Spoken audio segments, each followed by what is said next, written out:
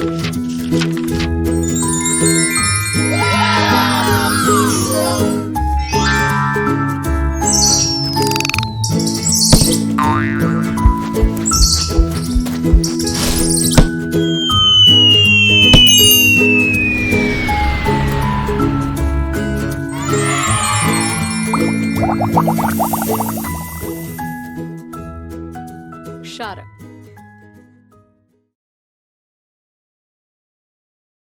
इस वीडियो में हम सीखेंगे क्षारक, क्षारकों के उपयोग। नमस्ते दीदी। नमस्ते बच्चों। अरे खोजी, क्या सोच रहे हो? दीदी, कल माँ ने छोले भटूरे बनाए थे, पर वो भटूरे मुलायम नहीं बने। लेकिन हर बार जब माँ भटूरे बनाती है तो वो मुलायम बनते हैं। अरे खोजी, वो भटूरों में खाने का सोडा डालना भूल गई होंगी। हाँ दीदी, माँ भी यही कह रही थी। पर ये होता क्या है दीदी? खोजी, ये एक क्षारक होता है जो भटूरों को मुलायम बनाने के लिए काम में लिया जाता है। दीदी, ये क्षारक क्या होते हैं? बच्चों, क्षारक वे पदार्थ होते हैं जो स्वाद में कड़वे होते हैं और जल में घोलकर स्पर्श करने पर साबुन जैसे लगते हैं। इन्हें अंग्रेजी में बेसिस भी कहते हैं। और तुम्हें पता है बच्चों, क्षार शब्द एक अरबी शब्द एल्कली से बना है।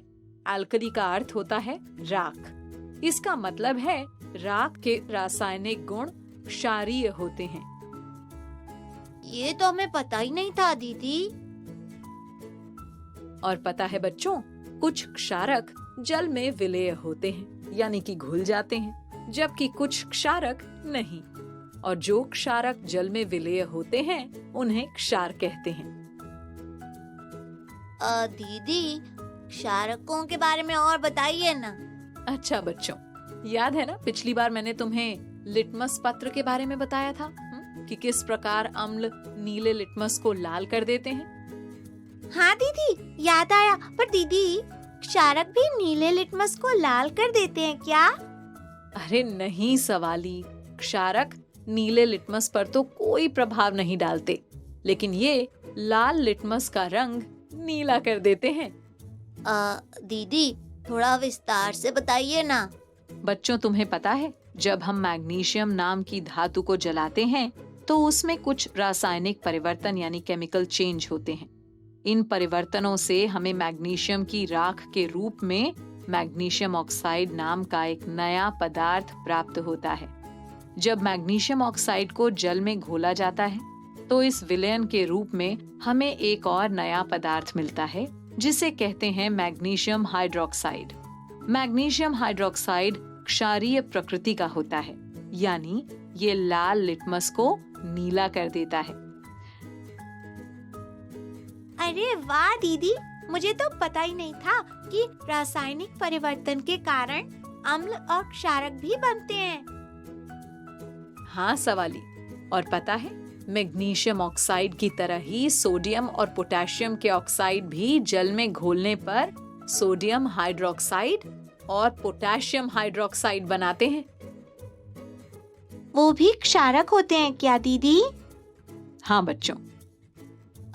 दीदी, क्षारक तो समझ गए, लेकिन ये ऑक्साइड क्या होते हैं जिनके बारे में आप अभी बता रही थी? अरे खोजी, ऑक्साइड किसी पदार्थ का ऑक्सीजन के साथ मिलने से बना नया पदार्थ होता है। इन सब के बारे में तुम बड़ी कक्षाओं में समझोगे। दीदी, ये क्षारक किन किन चीजों में पाए जाते हैं? अच्छा बच्चों, तुम लोगों ने चूने के पानी के बारे में तो सुना ही होगा। हाँ दीदी, मेरे घर पर जब सफेदी हुई थी ना, तो उसके लिए चाचा ने चूने का उपयोग किया था। बिल्कुल सही कहा सवाली। चूने का उपयोग हमारे घरों में सफेदी के लिए किया जाता है। और क्या तुम्हें पता है बच्चों, चूने के पानी में भी एक क्षारक होता है जिसका नाम कैल्शियम हाइड्रोक्साइड है। इसके अलावा खिड़की का कांच साफ करने के लिए काम में लाए जाने वाले विलयन में अमोनियम हाइड्रोक्साइड क्षारक होता है। दीदी, आपने कहा कि क्षारक छूने पर साबुन जैसे होते हैं, तो क्या साबुन में भी क्षारक होते हैं? बहुत सही दिमाग लगाया है खोजी। साबुन में सोडियम हाइड्रोक्साइड और पोटेशियम हाइड्रोक्साइड नामक क्षारक पाए जाते हैं। और पता है बच्चों, मिल्क ऑफ मैग्नीशिया, जिसका उपयोग अपच या इंडाइजेशन दूर करने की एक दवाई के रूप में किया जाता है, उसमें भी मैग्नीशियम हाइड्रोक्साइड नामक क्षारक ही होता है। क्षारकों के और क्या उपयोग होते हैं दीदी? बच्चों, क्षारकों का उपयोग दवाई, कागज, विरंजक चूर्ण के निर्माण में किया जाता है। ये विरंजक चूर्ण क्या होता है दीदी? बच्चों, विरंजक चूर्ण एक रासायनिक पदार्थ होता है जिसका उपयोग कपड़ों की सफाई के लिए किया जाता है। दीदी, क्षारकों के और भी उपयोग होते हैं क्या? हाँ बच्चों, इसके अलावा क्षारकों का उपयोग भूमि और पानी की अम्लीयता यानी उनमें उपस्थित अम्ल के स्तर को कम करने में भी किया जाता है। और दीदी, घरों की पुताई करने के लिए कौन से क्षारक का उपयोग किया जाता है? अरे खोजी, बताया तो था। घरों की पुताई के लिए कैल्शियम ऑक्साइड का उपयोग किया जाता है।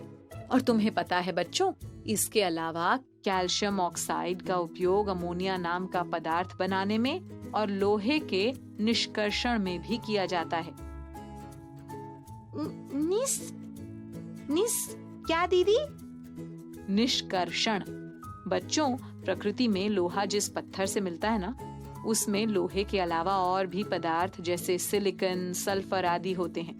उन पदार्थों में से लोहे को अलग करने की प्रक्रिया को लोहे का निष्कर्षण यानी एक्सट्रैक्शन ऑफ आयन कहते हैं। समझे? जी दीदी। तो जब तुम क्षारकों के बारे में समझ चुके हो तो मेरे कुछ प्रश्नों के उत्तर दो। पूछिए दीदी। तो बताओ, क्षारक क्या होते हैं? दीदी, क्षारक वे पदार्थ होते हैं जो स्वाद में कड़वे होते हैं और जिन्हें जल में घोलकर स्पर्श करने पर साबुन जैसे लगते हैं, है ना?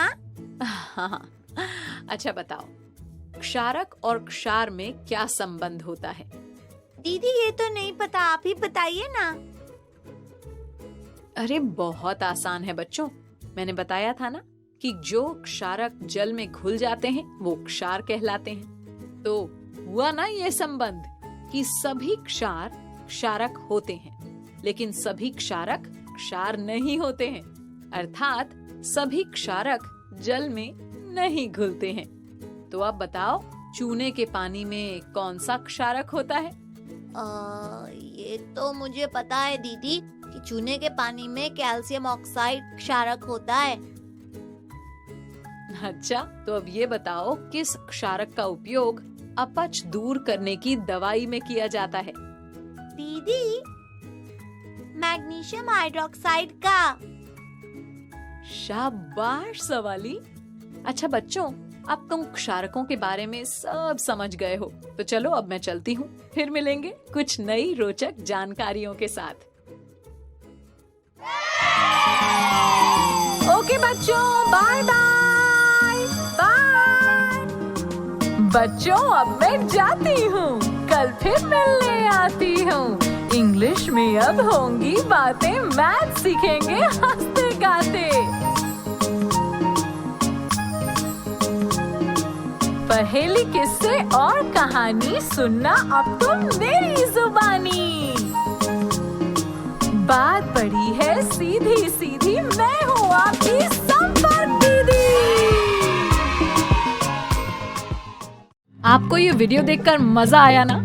अगर आप इस वीडियो से संबंधित अन्य संसाधन जैसे कि अन्य वीडियो, गतिविधियां, क्विज इत्यादि देखना चाहते हैं तो अभी डाउनलोड करें संपर्क स्मार्ट शाला मोबाइल एप्लीकेशन। और हाँ, अगर आपको ये वीडियो अच्छा लगा हो तो इसे जरूर लाइक करें। और भी नए नए वीडियोस देखने के लिए सब्सक्राइब बटन पर क्लिक करना न भूलें। मिलते हैं बहुत जल्द YouTube और संपर्क स्मार्ट शाला ऐप पर।